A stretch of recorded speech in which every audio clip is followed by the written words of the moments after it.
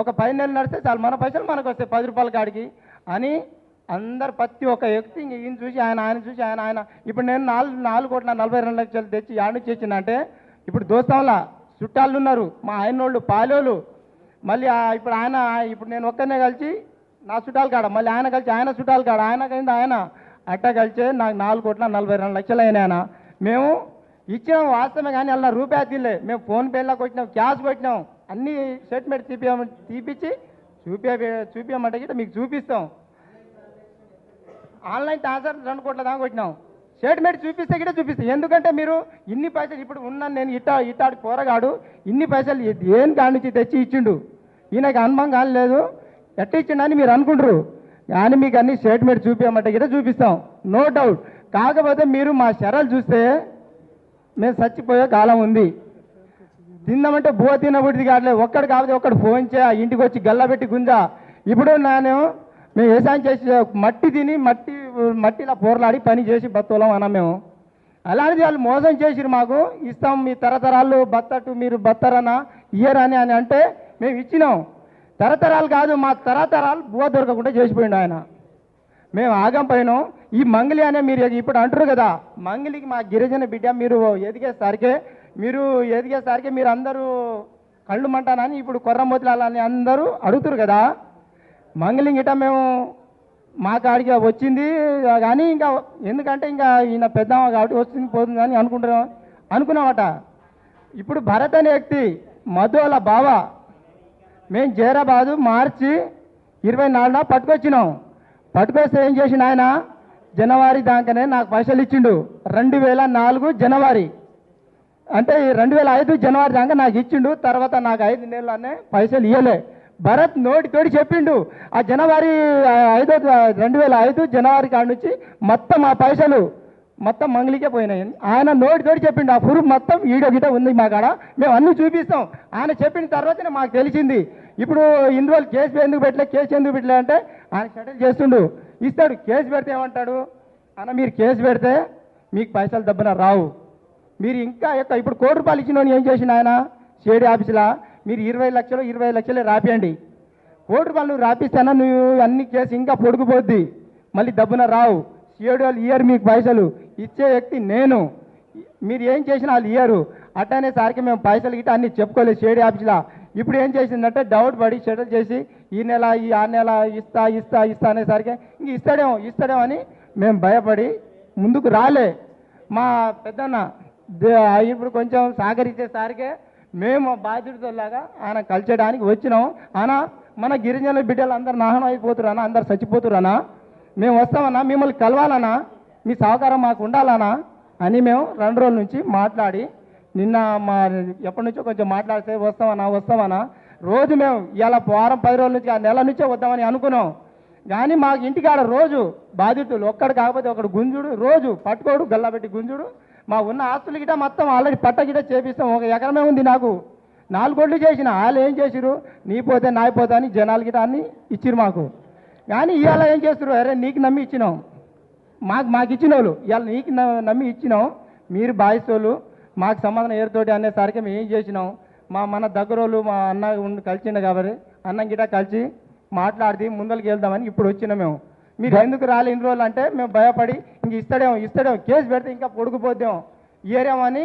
కానీ మేము సచ్చే కాలం ఉంది, మేము పైసలు బాగానే పెట్టుకున్నాం. మీడియం మిత్రుల గిట మీరు గిట మాకు సహకరించ చేయాలి. మీరు గిట ఇంకా చేస్తే మేము అన్యాయంగా చచ్చిపోయేదనండి. అన్న నేను ఇంకొకటి చిన్న క్లారిటీ ఇస్తున్నా. ఇది మియాపూర్ పోలీస్ స్టేషన్ అన్న, ఇది సారీ కొండ మల్లేపల్లి సర్కిల్ ఇన్స్పెక్టర్ కొండ మల్లేపల్లి అన్న. ఇక్కడ మీకు కనిపిస్తుంది దగ్గర ఇది ఎన్ని కోట్లు అంటే 50 కోట్ల దాకా ఉన్నదన్న. ఇదంతా ఆల్రెడీ కేసు భయపడుతున్నారు వీళ్ళు కొద్ది మంది. నిజంగా మేము నిజాయితీ వైపు ఉన్నందుకు మమ్మల్ని కూడా తింటలేరా? డబ్బులు తినేటోడు తింటాడు కదా, మనోళ్ళే తింటలేరా? అరే ఇక్కడ నష్టపోతుంది మన బిడ్డలు కదా, మీరు ఇదెందుకు ఆలోచించట్లేదు? నిజం వైపు పోరాడితే అందరు కలిసి మమ్మల్ని మాపైన నిందలేస్తారా? ఇగో అందుకనే బాధితులతో వచ్చినాం.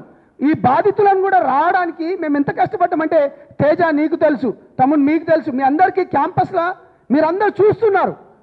మేము డే 1 నుంచి అన్యాయం జరిగింది, నిజాలు బయటికి రావాలి. నేను మంగ్లీ గారిని ఏదో కావాలనుకుని అంటలేను. మంగ్లీ గారు నాకు తెలియదని చెప్పింది. ఫస్ట్ మద అనేటోడే మాకు తెలియదు అన్నది. దాని తర్వాత వీడియోలో ఏమేమి ఒక్కొక్కటి బయటికి ఇంటికాడితో వచ్చింది, ఫామ్ హౌస్లో వచ్చింది. దాని తర్వాత ఇప్పుడు కొంచెం అయినాక నేను ఆ మినిస్టర్ మనోడిది ఆడియో రికార్డింగ్ వినిపిస్తా. నేనేం ఆరోపణలు వేయట్లేదు, నువ్వు చెప్పిన మాటలే నేను అంటున్నా. నిజం వైపు నిలబడితే అందరు ఏకమై, లేకపోతే పేడ్ ఆర్టిస్ట్ లెక్క మీరు పెట్టుకొని మా పైన నిందారోపణలు వేస్తారా? ఏకవచనం మీ ప్రోగ్రాం చేస్తే నన్ను ఏంది గెస్ట్లో పిలిపించుకున్న వాళ్ళు మీరు. మీ పేరు కూడా తీసి నేను మిమ్మల్ని పెద్దని చేయలేను. గాడ్ బ్లెస్ యూ, మీరు ఇట్నే ఉండాలి. ఇంకో బాధ్యతతో మాట్లాడదాం. తమ్ముడు అన్న చెప్పండి అన్న. హలో,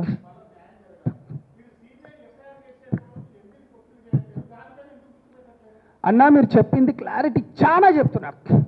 బాధితులు భయపడుతున్నారు. పాయింట్ నెంబర్ 1 ముఖ్యంగా ఉండటానికి ఇప్పటిదాకా వీళ్ళు ఏం చేస్తున్నారు అన్న వినండి. మీరు అడిగిన క్వశ్చన్ నేను చెప్తున్నాను. సార్ ఆల్రెడీ కేసు కూడా నడుస్తుంది. నేనేమంటున్నా మీరు అడిగిన క్వశ్చన్కి బాధితులు భయపడుతున్నారు. ఇంతకు ముందు చెప్పినట్టు బాధితుడు మేమందరం గిరిజన బిడ్డలము, మాకు ఎవరు తోడుంటాడు? ఇన్ని రోజుల నుంచిగా కేవలం ఆ మీడియా ఛానళ్ళు కొన్ని ఈ సోషల్ మీడియా ఛానళ్ళ ద్వారా బయటకు వచ్చింది కాబట్టి దాన్ని తీసుకొని ఇవాళ వీళ్ళు బయటకు వచ్చిండు. ఈ బనావత్ ఈ అబ్బాయి ఎవరైతే ఉన్నారో 4 రోజుల నుంచి నాకు టచ్లోకి వచ్చిండు. ఈ అబ్బాయి నిన్నటి నుంచి టచ్లోకి వచ్చిండు. దాని తర్వాత ఇతను ఆటో డ్రైవర్గా నడిపించాడు. ఇతను ఏం చేసిండంటే ఇతనితో పాటు ఇతని భూములు అమ్మి వీళ్ళ చుట్టాలు ఎవరైతే ఉన్నారో దాని తర్వాత వాళ్ళ చుట్టాల దగ్గరికి వెళ్ళి ఈ విధంగా తీసుకొని వచ్చిండు. వాళ్ళు ఏం భయభ్రాంతులకు గురి చేస్తున్నారు? మీరు కేసు పెడతారా, మేము జైలుకు పోతాం. జైలుకు పోయి వచ్చిన తర్వాత 30-40 రోజులు ఉంటాం. మీదేం పోతుంది? మీ డబ్బులు కోట్ల రూపాయలండి. ఇప్పుడు నాకేం అవసరం? ఇవాళ ఈ ప్రెస్ మీట్కు కట్టుకోవాల్సిన అవసరం ఏముంది? మంగ్లీ గారు నాకు సిస్టర్ లెక్క, నాకు గత 12-13 ఏళ్ళ నుంచి తెలుసు. మాకేం ఆరోపణలు అవసరం లేదు. నేను ఇప్పుడు మీకు ఒకటి నిజం వినిపిస్తాను. అదెవరో ఆ మినిస్టర్ వాళ్ళది. మినిస్టర్ అది వినిపించిన తర్వాత తమ్మునికి ఇద్దాం. నేనేదో చెప్పడం కాదు, నిజాలు బయటికి తెండి, నిజం వైపు నిలబడతాం. ఇవాళ అరే మొర్రో ఇది నిజం రా అంటే అరే గద్దల లెక్క రాల్చుకుంటాండ్రు. నష్టపోయింది లంబాడి బిడ్డలే. ఆమె ఒకవైపు చూస్తావా లేకపోతే 99% మంది చూస్తావా? చచ్చిపోయిండ్రు ఇప్పటి వరకు. ఎవరు? ఇదిగోండి చచ్చిపోయినాడు. ఎవరు చెప్పండి? మా తండా రామ్దాస్. అది ఒకసారి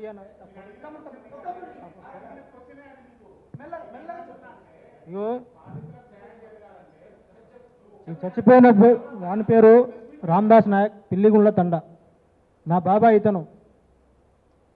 ఏ కారణంగా చనిపోయిండో వీడియో కూడా ఉంది. ఫైనాన్షియల్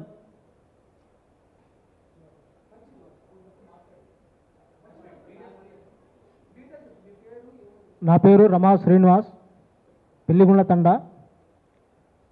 వద్దిపట్లకి దగ్గరలోనే మా ఊరు, 5 కిలోమీటర్లు. పలుగు తండాలో నాకు 60-70% రిలేటివ్స్. మధు నాకు చిన్నప్పటి నుంచి తెలుసు. కానీ నేను డబ్బులు ఇట్లా పెడితే ఇట్లా వస్తుంది, 10 రూపాయలు మిత్తి ఇస్తాం, అది ఇస్తాం అని చెప్తే నేను నమ్మలే. లాస్ట్కి అమీర్ పటేల్ ఫోటో, మంగ్లీ ఫోటో అవన్నీ చూపించుడు. ఇట్లా బిజినెస్ ఉంది, అమీర్ పటేల్ తోటి ఎక్స్పోర్టింగ్ ఇంపోర్టింగ్ వెజిటేబుల్స్ ఫ్రూట్స్ ఇట్లా ఉంది, దీని ద్వారా మనకి లాభాలు వస్తాయి, మేము మంచిగా ఉంటాం, మా వాళ్ళ మీరు కూడా మంచిగా ఉంటారు అని చెప్పి నమ్మబలికిండు మమ్మల్ని. దాన్ని కూడా మేము ఆలోచన చేసి లాస్ట్